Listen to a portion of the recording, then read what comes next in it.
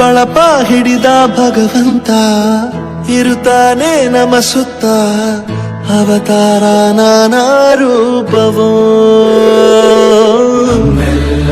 ಹಣೆ ಬರಹ ತಿದ್ದಿ ಬರೆಯಲು ಕತ್ತಲೆಯಿಂದ ಬಂತ ನಮ್ಮ ಕೈಯ ಹಿಡಿಯುತ್ತ ಕರೆದೊಯ್ದ ಬೆಳಕು ತೋರಲು ಗದರೋದು ನಮ್ಮ ಬೆಳೆಸಲು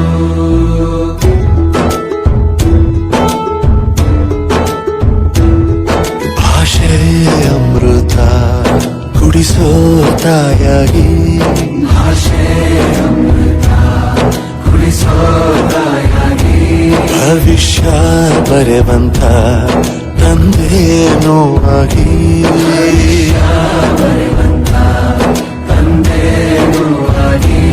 ಚಂದದ ಜೀವನ ನೀಡಿರೋ ಗುರುಗಳು ನಮ್ಮ ಗುರುಗಳು